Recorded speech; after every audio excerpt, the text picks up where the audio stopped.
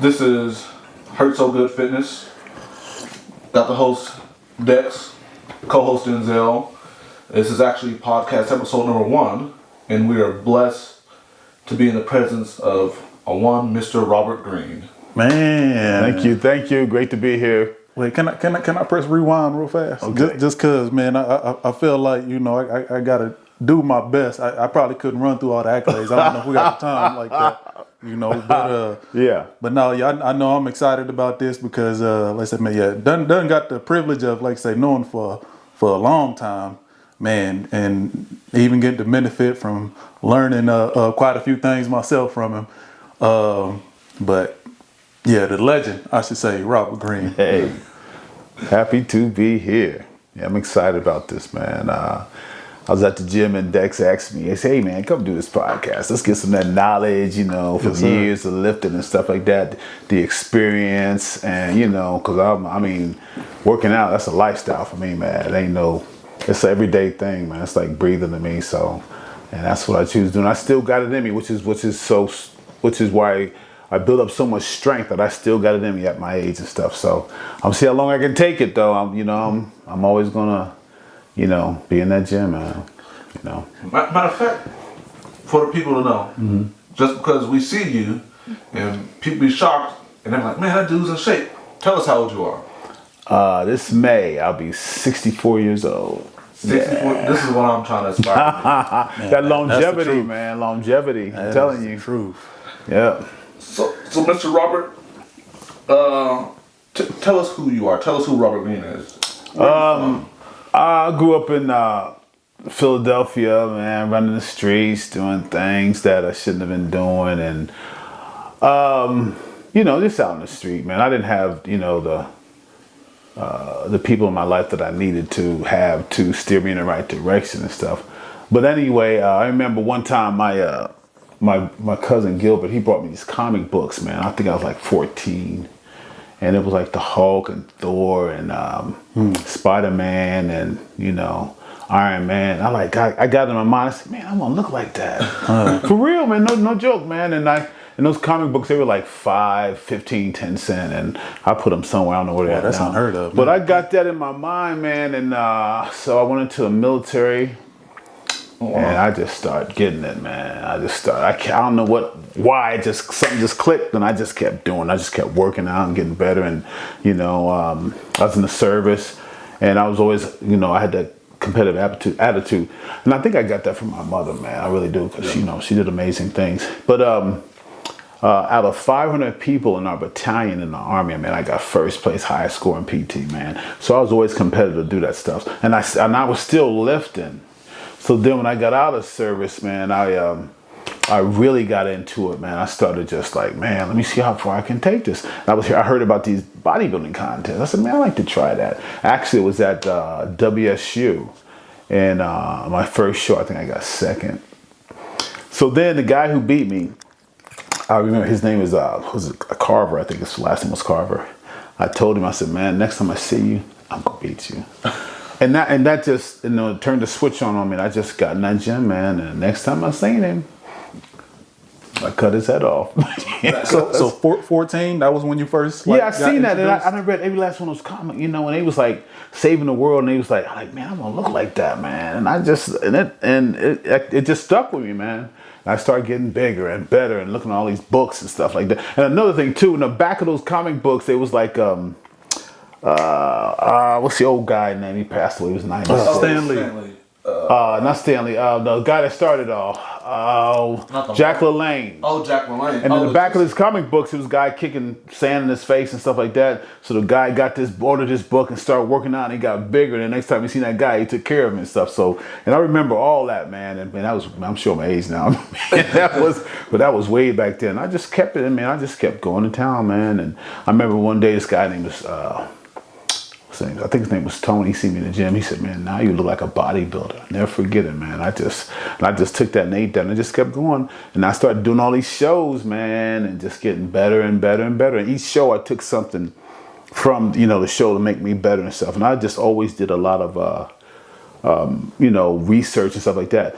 But I got to a point at about 10 years into my career, This dude, this one guy walked up to me from the gym, man. I'll never forget it, man. He says, man, he said, this is your ministry. And that just blew me up, man. I started winning all these shows and stuff, man. And they start flying me all over the country to do guest posts and stuff like that. Yeah. But I never really knew what I had. If I'd had a manager or something, man, I did better, bigger things and stuff. Because I always remember like, kids would take a photograph with me and stuff, and I was signed. So, after I won like the Mr. Universe, man, I was like, wow.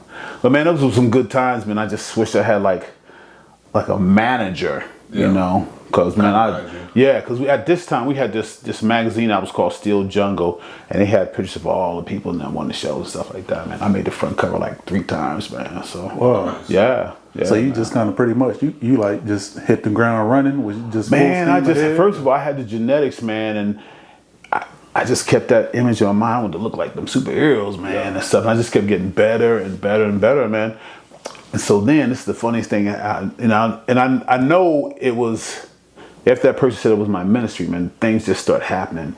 So I lived in Winfield, and I had a dentist appointment. And I had 2 hours, So I came to Genesis and I started working out and stuff. I just got done doing the show. And so the owner of Genesis, one of his friends, his right hand man, he says, man, come see this guy, man. This guy's like, I ain't never seen nobody like this before in my life, And so he said, wow, man, that dude is like put together. So before I left, he says, hey, man, let me talk to you, man. He says, hey, man, how about you being a trainer here and stuff? I said, nah, I don't, because I really didn't have the time. I really didn't know exactly the whole dynamics of being a trainer and stuff. Yeah. So he said, let me get your number. So I gave my number and stuff. So he called me again, man. He said, look, man, let's, this is what I do for you and stuff like that. And I was like, nah, I wasn't ready for it. But then he called me a third time. He says, I'm gonna give you this, and this. So I moved from Winfield up to Wichita, and I started training, man. Nice. So, but I was still doing shows too. So nice. Yeah. We're gonna backtrack a little bit. Mm-hmm. So how did you originally get into bodybuilding? I was with this one girl. She said, you know what, you should do a show. You like built, because I was always, I always went to the gym, man. Yeah. Always. I mean, that was just in my blood, man. I always had to get that workout in, man. I just felt good. And when I say that and this is how people ought to train, but they don't train like this. Okay. So first you got your commitment to go on in the gym, okay, which is your motivation. And then you got to establish that discipline, okay? And discipline is doing like, I don't want to do it, but you got to go do it anyway. Right. And then you add consistency, okay? Mm-hmm. And then all that together will build that strength. And once you get that strength of working on your body, you'll never give it up. Just like any other athlete, man, like Jordan, Payton, once they get that strength, it's just there, man. You'll keep doing it and stuff, man. So, and then you be healthy. I mean, I rarely get sick, bro. Yeah. Rarely. So I wanted to ask, my bad. So did you feel that like yourself personally, like along the way, like when did you feel like this is for me, or was it just like a part of what you were doing, or did you feel like it was a passion? I just kept doing it because I kept getting better, man. I kept getting better. Like, man, look at that, man. I'm like, and I mean, people say, man, what you doing, And then I started winning shows, man. That's what really did it, though. I remember when I won Mr. Universe, man. I was in New York. There's a Manhattan, New York, and it was 17 of us. And man, I'll never forget him. This dude from Michigan, he was bald headed, man. He was cocky. So I was like, oh, he gonna win this show. I mean, I knew it, man. He wasn't lean enough, and I was lean enough, and I cut him up, man. I cut him up. But man, that was like, I didn't even know what to do, bro. I was just like, wow. It was like I won a Super Bowl or something like that, man. Because these brothers were from all over the country, and they was ridded, man. I was like, wow. And I was proud to be in that lineup, man. I think I got a picture of me in that lineup, so I got to find it, though, man. But, man, they wore us out, man. So we got to do these poses and stuff. But, I'm like, man, I for about 2 weeks, like, man, what'd I just do? I didn't know, I mean, I was like, wow. Then all these people started calling me and want me to guest pose and all that stuff, man. Yeah, man, it was, Yeah, send it to us. We would love it. Yeah, I'll see if I can find that magazine too. I think the guy sent me a poster of this magazine cover, being the front cover. this magazine, and so I think I can find that and stuff. So with that, I see you competed with the NGA. Yeah. Is that the only federation you competed I with? first started with the NPC, and NPC is not a drug tested show. Right. So then I kept doing this one show. I did this one show for 4 years, and the 4th year I was at my best, and I should have won that show. But then I got to thinking, you're a natural bodybuilder. They're not going to let you win a non-drug tested show. Right. So now I went over to the NGA. But I was winning in the NPC now. Don't get it twisted. I knocked a couple of them down, man. Yeah. And then I said, you know what? Then when I went into the NGA, I just started winning. I just I won 7 shows in a row. So I went to Arizona one year, and they just did me, man. That home cooking, and because I was a pro then, so I was getting money and stuff like that. Yeah. Man, I walked off stage. I said, "You can have your money, man." So then that next guy, that guy who beat me, well, he didn't really beat me. They gave it to him. He's from Arizona. He came to the Mr. Universe in Florida, and I smoked him. Nice. I smoked him, yeah. So, and I was on point, man. One thing I always try to do is get better from one show to the next. I always try to be, something had to come up. Something had to, Yes, sir. Looking in your past, I see you competed against Kai Green. Yeah. That was in Chicago, and that was an NPC show. Yeah. And I got 11th in that, and I think Kai got like 3rd or 4th, 5th. But a guy there named Ronnie Coleman, not the Ronnie Coleman, another guy. So, and you know what? It didn't matter to me. I just wanted to compete, Yeah. So when I went to that show, was that Chicago? It was in Chicago or Austin, Texas.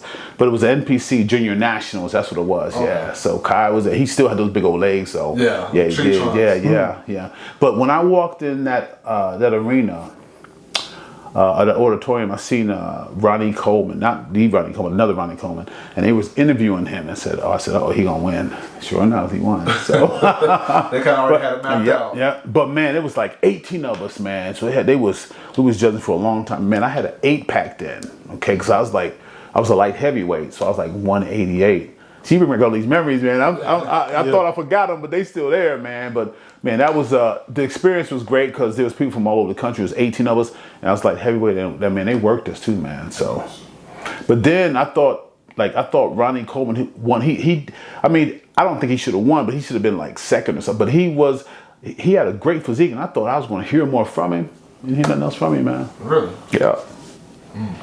Nothing else from himself. But I traveled everywhere, brother. I didn't care, man. I had sponsors and stuff, man. I just wish I had like a manager that would have showed me how to like really get off and do this, man. So. Was there a favorite out of any of the shows that you did? I mean, obviously, yeah. Oh, when I won that Miss Universe twice and stuff, and that was phenomenal, man. I was like, wow, man. And then I did it again the next year, man. Yeah. Nice. And then the 3rd year I competed, this one guy, he had bigger legs. He was massive, man. And he was a natural athlete, man. We all got drug tested. And he won, but man, I think I got 3rd in that one. Nice. Yeah, and I knew all the guys could compete against him. They used to like, man, is Robert coming to the show? Because I was a killer, man. I was a killer back then, man. I loved it, man. I was totally into my body, man, for real. Well, hey, that speaks volumes. Real. Like, it's one thing to what they say it take work, already to be able to compete with some of the monsters that get up there. Yeah. But to be able to, they say, I'm a boxing fan, but to be able to win a title and defend, double it back. You have to become another person. Yeah. Yeah, just like Terrence Crawford, you had to be. When he gets in the ring, he becomes another person. That training is, man. I never trained that hard in my life, bro. I was killing it 6 days a week, man. I didn't even care. I just started getting big, man. Because what happens is when you work out and you want to compete and you want to grow muscle, you have to get that supplement and workout combination right. When you get it right, you grow like a weed, man. And that's what I did, man. I just got it right. I was just doing protein and just clean food and stuff like that. And sometimes I did too much protein. But man, I would break down those muscle fibers, man. And I started blowing up, man. I was like, wow, man. So. Well, that takes us to our next question. So what are some of the most misunderstood concepts of training? One of the number one is nobody has a caption on exercise or training, okay? Mm-hmm. And the reason why I say that because people are different, one training might work for you, one training might work for you. And that's the trainer's, that's his forte, or that's what his specialty is. His skills to find out what works for you, man. So if anybody say, oh, this, that, you know, you gotta know, you gotta try it and test it out and see if it works for you, man. So that's one of the big misconceptions. Everybody jumping, oh, do this exercise, that exercise. You know, you gotta figure it out. But one thing, the reason why, you know, I'm not trying to toot my horn or anything like that, but I know this is spiritual. That I know it's a talent that God has given me. Yeah. And man, I can get anybody in shape, man, because I've done it. You know. Yeah. It's funny, man. I just see it, man. You know. Hey, I can attest to that. Yeah. I see it, man. I just like, okay. The majority of people, when you train them, or they have their abs are weak and their glutes are weak and their lower back takes a heck of a beating. So you got to strengthen those areas and stuff like that, man. So. Nice. Yeah. So. How long did you compete, and then how were you able to stay healthy for so long? I started in like 1996, I think, something like that. Oh wow! Yeah, man, it's been. I've done close to 75 shows and stuff, man. Oh wow! Yeah, because I used to do it like 4 or 5 times a year. I would do a couple of NPC shows and NGA shows and stuff like that, man. Okay. I did this one show. It's called Heart of the Missouri. I did that like 4 or 5 times running. Every year I did it, man. And we used to compete against up there.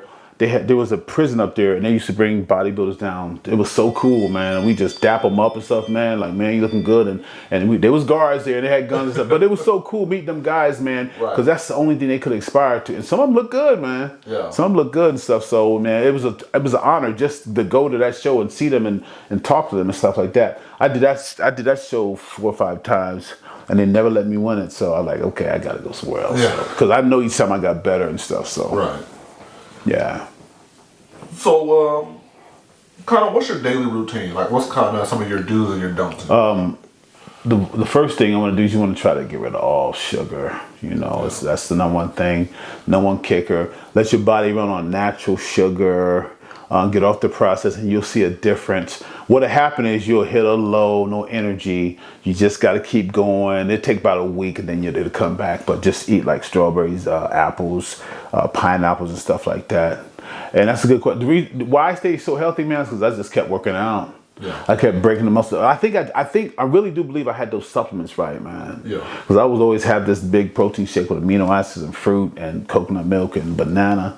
But back then when I was coming up, man, the protein, bro, it tastes like garbage, man. Yeah. They had you guys ever heard of Metrex? Yeah. Yep. Okay, well, they had 2 containers, and that was a bunch of bullshit. You just should have put it all in one container, because for real, because you had to buy both containers. One was supposed to be this, one was supposed to that, but it was just a bunch of bullshit, man. That's all it was. Just, you know. But then I see, man, what was it? Hot orange or something like that. I've seen that's another thing. I've seen so many supplements coming. That's why I don't use all that stuff, man. Because every 6 months something new comes out, and I've seen the evolution of the supplements come, man. Yeah. Man, when protein first came out, it tastes terrible, man. I could only imagine, you know. I know, like I said, you got what they said, skin in the game. Yeah, yeah. You know, but I know from my time period or whatever coming up and everything, seeing how much has shifted and changed.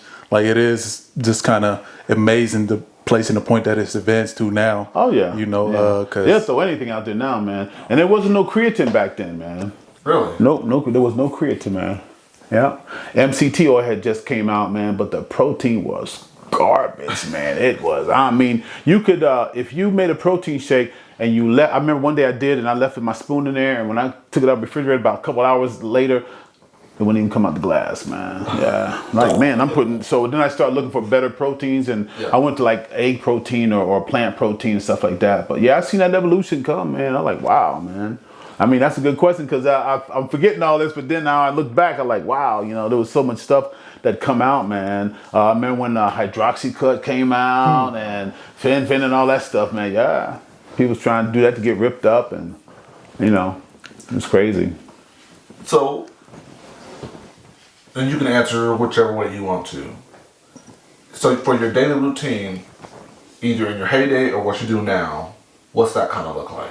Okay, so I'd get up in the morning. If I had to train somebody, I'd I'd have my protein shake and I would go training. Then if I had some time, I'd get a workout in and stuff like that. I'd always do abs, chest, shoulders, back, legs, arms, you know, because majority of people who train, they do their show muscles. Yeah. And when you do your show muscles, your other muscles are they're gonna lag and stuff, and then you're gonna start getting injured and stuff like that. So you got to train the whole body, man. Everybody want to do the arms, the chest, and they don't want to do the abs, the lower back, or the QL. You know, they don't want to do none of that. They don't want to do hamstrings. They don't want to do no lunges. And lunges, man, you need to do lunges, man. Yeah. I mean, I'm just saying it keeps your balance and stuff. I couldn't say how many times we done talked about that. You know, like I know right now, especially, you know, the whole end thing.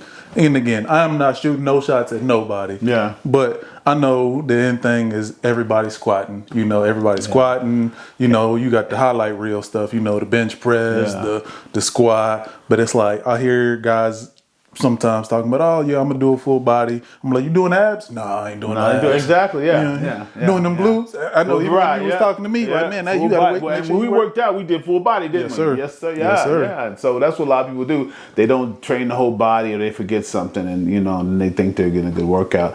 But the body parts that you don't train, they're gonna lack, man, and stuff. So that's why I train everybody the same way, man. So I don't know if we let you guys know this, but Robert is currently a full-time trainer. Yes, it's been a lifestyle for 30 years. 30 years. Yeah. So what is the best and the worst part of what you do? When I have to mentally train somebody also, not just physically train them. Okay. So, and they tell me all their problems and stuff, but I just try to keep a positive attitude. So I'm glad, they chose me to be their trainer and to uplift them and try to, put them in a better place and stuff like that. So I've done that a lot, bro. Okay. So one of my favorite things to do is and this has just worked for me. I had a guy come in here to train with me, and man, he was depressed, man. He was crying in the bathroom. So I said, okay, man, let's go do some lunges.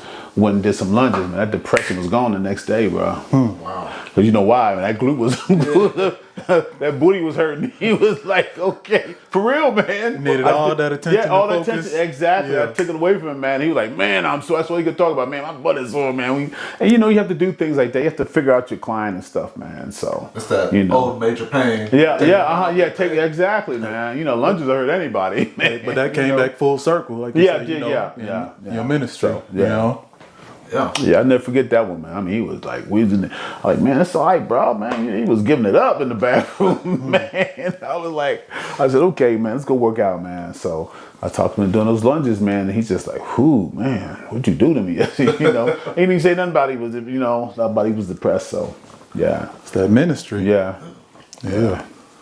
What are some of the biggest differences in like the gym culture from back then to what it is now? Back then we had no cameras.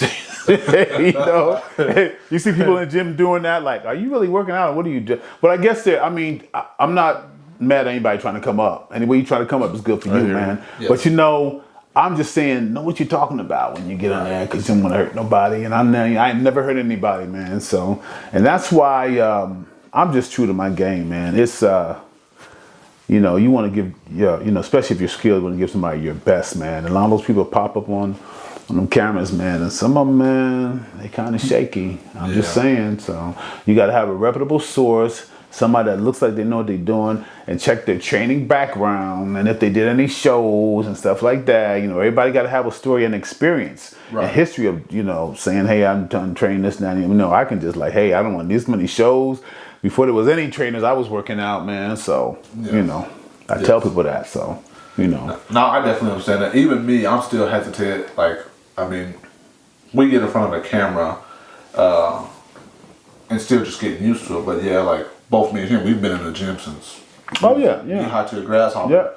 And it's just that thing. I look at the same thing. I'm like, when I see people, I look at more people who have been for a very long time, right? Versus anybody who's the young ones, right? I'd be like, no. Yeah, you do. You got guys out here, and again, I ain't shooting no shots, but I hear so much stuff from everywhere. Dudes been in the gym for a year and a half. Yeah. Like, hey man, I seen this video and if you do this, and I hear, because you never know, somebody might have something, but ultimately, like you said, I know I'm I'm in it for the long game. Right. I'm trying to take. I'm taking those right now. Even as you speaking, I'm trying to be there. You know, 64, and people thinking I'm 30. Right. You know? Right. What I see though a lot of times is these influencers that are fitness influencers or people that come to the gym that are young, they like invent exercises. Like, man, I ain't never seen that before in my life. You know, they like invent stuff. I'm like, I guess, man, you know. Yeah. But I always, when I train people, I always look at their range of motion and how their gait, how they walk, and because one side is going to be stronger than the other. You got to try to build that up and try to equal that, man. You got to make up, because everybody is not asymmetrical. So asymmetrical is a straight lines. Right. So I always try to keep people balanced like that, man. Because let me give you a case in point. A lot of women don't have no hamstrings,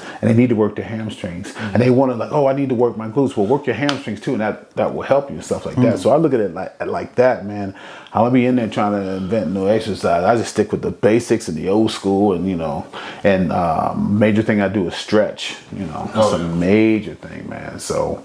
And I'm like, these influencers on there, they got their camera on there. You showing people how to stretch or not? You know what I'm saying? So, because everybody needs to be stretched, man. If you sit in a desk for 8 hours and come to the gym, you need to be stretched out. If you lay down and sleep for 8 hours, 5 hours, you need to stretch. I mean, as you get older, you'll see, because them joints and tendons are going to tighten up, man. You know, so. Right. And then that stretching, it just keeps you flexible and mobile. When you're young, you don't feel it. As you get old, because of wear and tear, yeah, you're going to feel it, bro. Yeah. Outside from, even myself, you putting me through the ringer, I've gotten to hear, from a couple people, talking about, oh man, some of them stretch sessions with you. I tear them up, man. You left an impression. I tear them up. So I had this old guy come, he's 75, and man, he was tight as a board, man.